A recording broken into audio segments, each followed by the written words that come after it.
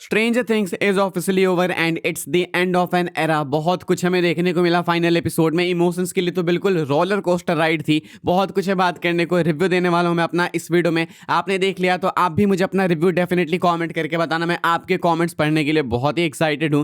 Video शुरू करने से पहले बस छोटी सी रिक्वेस्ट है, सब्सक्राइब कर देना चैनल को। यहाँ पर हम लोग ऐसी वेब सीरीज मूवीज वगैरह के बारे में बात करते हैं। एंड 2026 चालू हो चुका है, तो आप सबको हैप्पी न्यू ईयर। इस साल बहुत कुछ आने वाला है, तो इसके लिए सब्सक्राइब करके चैनल पे बिल्कुल एक्टिव हो जाएं।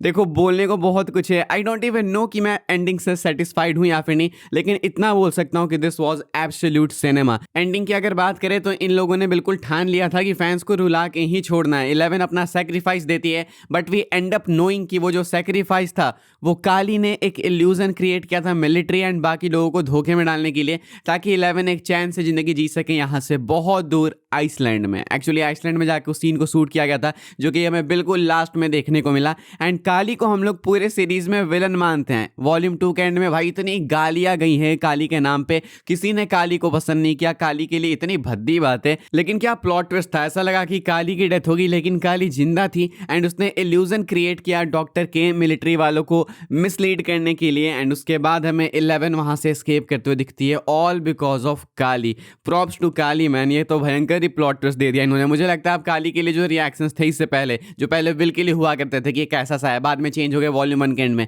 वैसे ही काली के लिए जो रिएक्शंस थे कि ये कैसी सी है, वो बिल्कुल ही बदल गए होंगे। भाई काली तो सुपर हीरो बन गई। कुछ कंप्लेंट्स भी है। मुझे लगता है जो फाइनल बैटल थी वेक्ना माइंड फ्लेयर वाली, वो थोड़ी इंटरेस्टिंग हो सकती थी।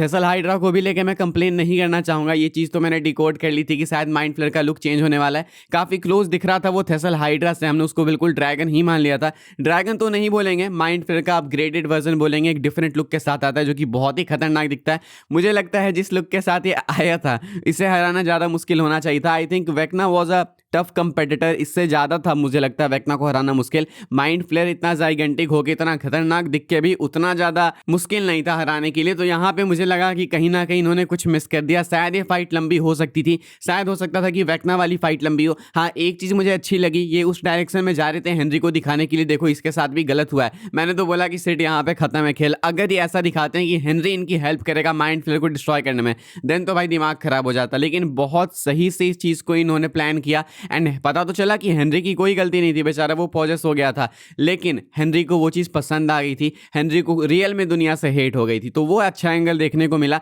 लेकिन still I am not so very satisfied with the final fight. Ending से मैं डेफिनेटली सेटिस्फाइड हूँ, लेकिन फाइनल फाइट से मैं सेटिस्फाइड नहीं हूँ। मुझे लगता है कि शायद इनको फाइनल फाइट लंबी रखनी चाहिए थी एंड माइंड फ्लेयर को बीट करना मुश्किल होना चाहिए था। लाइक अगर तुम रियल में देखो तो माइंड फ्लेयर को तो इन्होंने वेक्ना से ज़्यादा आसानी से हरा दिया। इन्होंने क्या किया, बाहर से अटैक ही किया, माइंड फ्लेयर को आग वाग लगाई, सब कुछ किया। या तो डे वन से यही बात है कि माइंड फ्लेयर कभी इतना स्ट्रांग था ही नहीं, इसलिए उसको वेसल्स की नीड पड़ती थी। ये एक बात बोलोगे तो मैं मान सकता हूँ, लेकिन शायद ये फाइट और भी स्ट्रांग हो सकती थी। यहाँ पे मुझे एक वीक लिंक मिली। वेक्ना की बात करें तो वेक्ना का सर ही काट दिया जॉयस ने। एंड ये पूरे सीन में भाई बहुत ही भयंकर इमोशंस हमें देखने को मिले। मैं तो बहुत इमोशनल हो गया था। वो जब पीछे के फ्लैशबैक्स आते हैं कि किसके किसके साथ क्या हुआ, चाहे बॉब की बात करो, बार्ब की बात करो, आप एडी की बात करो, आप इतने लोग गए हैं बेचारे, इतनों का सेक्रीफाइस हुआ है वेक्ना को खत्म करने में। तो जो जॉयस का गुस्सा था वो बिल्कुल जायज था। वेक्ना का सर काट दिया जाता है, हेनरी इस तरीके से खत्म होता है। एंड अगर रियल एंडिंग की बात करें फाइनल के, मुझे लगता है लास्ट के आखिरी के 40 या 50 मिनट्स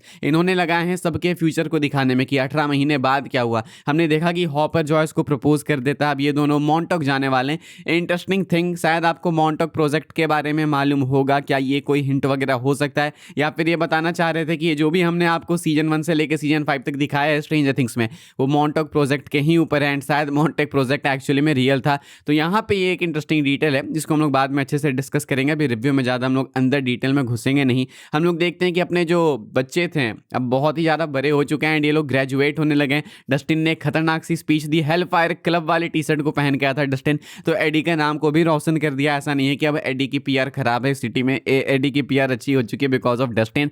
मैक्स एंड लूकस तो भाई जिंदगी है लूकस की, क्या बोलो, तुम जानते ही होगे। मैक्स लूकस मस्त अपनी ज़िंदगी जी रहे हैं। एंड बाकी एंड में हम लोग देखते हैं कि ये लोग आते हैं अपने बेसमेंट में वापस से एक और गेम के लिए। माइक स्टोरी बताता है कि किसके साथ क्या हुआ।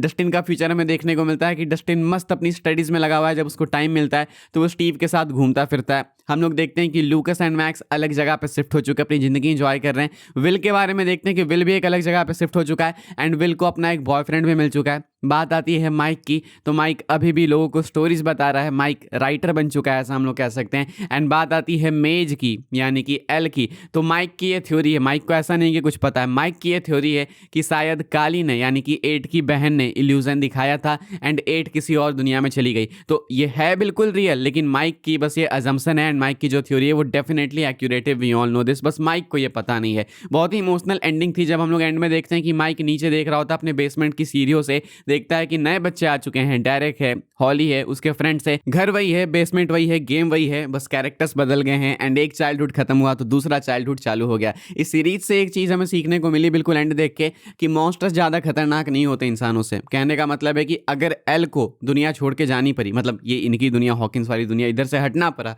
तो ऑल बिकॉज ऑफ डॉक्टर के एंड मिलिट्री।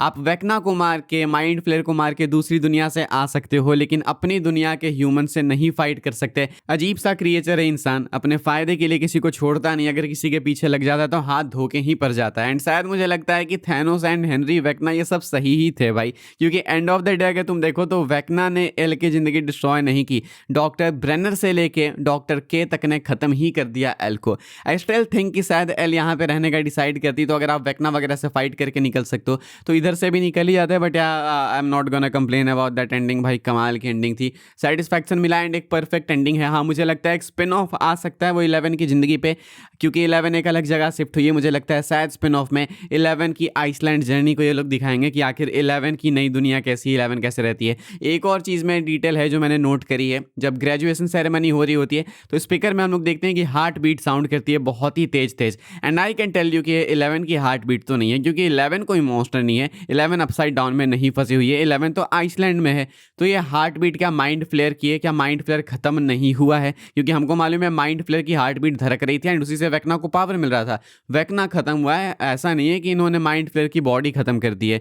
क्या माइंड फ्लेयर अभी भी आ सकता है? पॉसिबली यस, लेकिन क्या ये नया सीजन लाएंगे वो तो नहीं होने वाला है। स्पिन ऑफ वगैरह में बहुत कुछ है, बाद में कोई अपडेट्स वगैरह जब आएंगे तो हम लोग चैनल पे डिस्कस करेंगे, लेकिन अभी मुझे नहीं लगता है कि ये बिल्कुल परफेक्ट एंडिंग है, बिकॉज वो हार्ट बीट जब सुनाई दी तो it was definitely a tease. मुझे लगता है अगर मैं इसको रेट करूँ 10 में से फाइनल एपिसोड को सिर्फ, तो मैं इसको 10 में से ईजिली 7.5 की रेटिंग्स दे सकता हूँ। आई स्टिल थिंक कि जो फाइनल बैटल है वो थोड़ी लंबी हो सकती थी, बाकी इसके अलावा तो मैं सेटिस्फाइड हूँ, I am not gonna complain and it's officially over. साल की शुरुआत हुई स्ट्रेंजर थिंग्स खत्म होते हुए, एक डेकेड की सीरीज खत्म हो चुकी है, कितने लोग बड़े हो गए स्ट्रेंजर थिंग्स देखते हुए, and now here we are in 2026, everything end. जब माइक देख रहा था बेसमेंट में नीचे, तो वो सिर्फ अपने बचपन को नहीं देख रहा था, बल्कि वो उन सारे बच्चों को देख रहा था जो 2016 से इस स्ट्रेंजर थिंग्स सीरीज को देखते आ रहे हैं।